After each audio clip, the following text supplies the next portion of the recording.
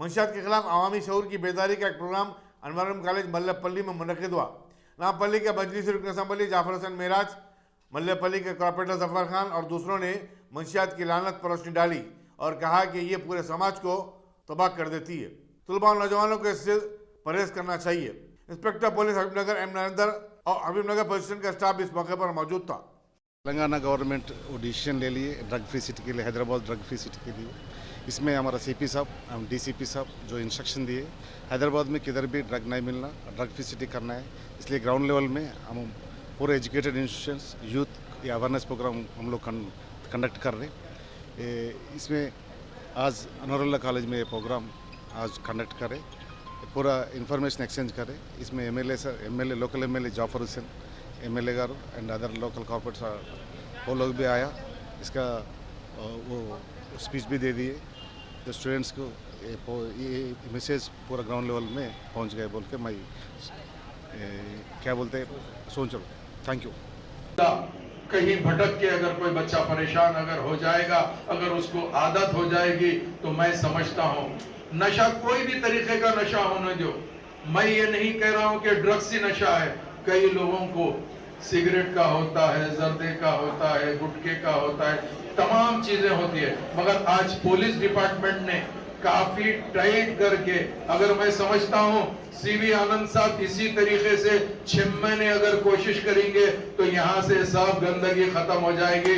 मगर ये आते बताने का नहीं है, इसको कंटिन्यू करने का है। ये भी मैं मैसेज कमिश्नर पुलिस साहब को देना चाहता हूँ। अब रहा सवाल ये है, अगर आपको ये सोचना है कि बड़ी मेहनत से, बड़ी मुश्किलों से आपके माँ बाप आपको तालीम के यहाँ भिजाए हैं, आप अपने माँ बाप का नाम रोशन करना है। आज अगर फर्ज करिए कोई बच्चा या बच्ची काबिल अगर हो जाती है तो उसको सबसे पहले पूछा जाता है कि आप किसकी औलाद है, आपके वालिद का नाम क्या है, उसके बाद में आप कौन से स्कूल से, कौन से कॉलेज से पढ़े हैं आपको, तो ये चीज आपको देखना है। आज लोग समझते हैं कि हमको पढ़ लिख कर शायद इंजीनियर बन जाए, डॉक्टर बन जाए, वकील बन जाए या और कुछ बन जाए, यही हमारा मुस्तकबिल है।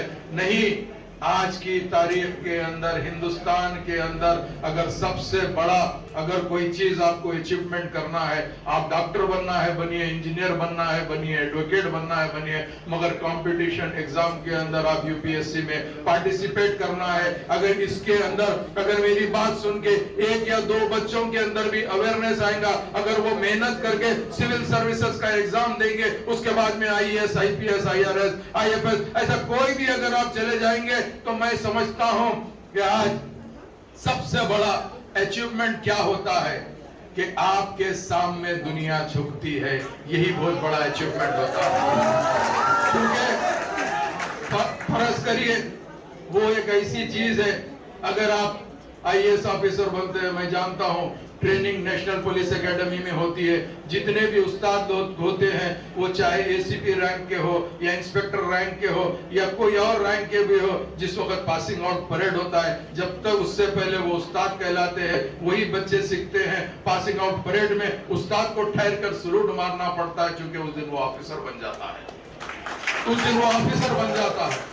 तो मैं चाहता हूं आप अपने तरफ से अपने माँ बाप का नाम रोशन करने का सबसे बेहतरीन तरीका यह है कि आप अपने आप को सुधारिए और अपने आप को ये सोचिए कि मुझे बड़े हो के देखें कि किस तरीके से अपने माँ बाप परेशान हो रहे हैं, इस ताल्लुक से कोई नहीं देखते हैं। तो मैं आपसे ये ख्वाहिश करना चाहता हूँ और मुबारकबादी देना चाहता हूँ, तेलंगाना गवर्नमेंट के साथ साथ सिटी पुलिस को मुबारकबादी देना चाहता हूँ।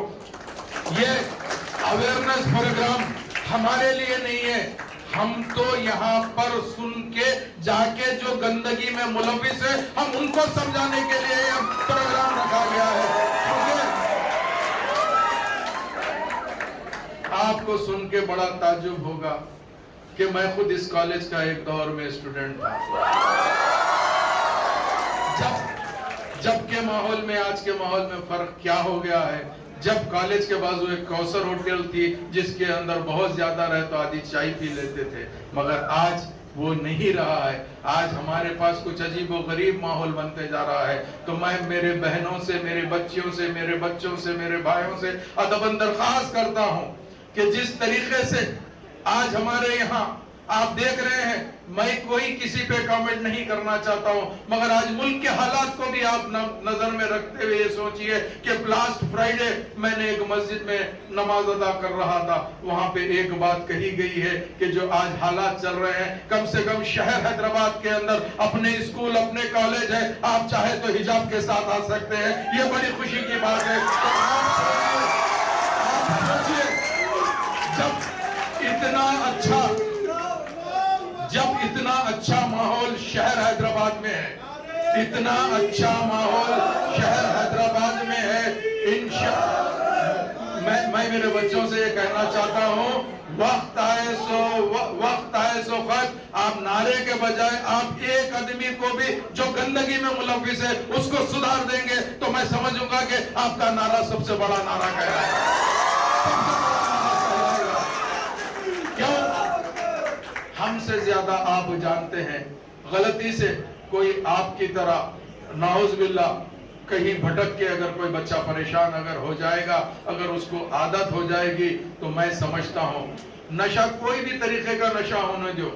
मैं ये नहीं कह रहा हूँ कि ड्रग्स ही नशा है, कई लोगों को सिगरेट का होता है, जर्दे का होता है, गुटखे का होता है, तमाम चीजें होती है, मगर आज पुलिस डिपार्टमेंट ने काफी टाइट करके, अगर मैं समझता हूं सीवी आनंद साहब इसी तरीके से 6 महीने अगर कोशिश करेंगे तो यहां से सब गंदगी खत्म हो जाएगी, मगर ये आते बताने का नहीं है, इसको कंटिन्यू करने का है, ये भी मैं मैसेज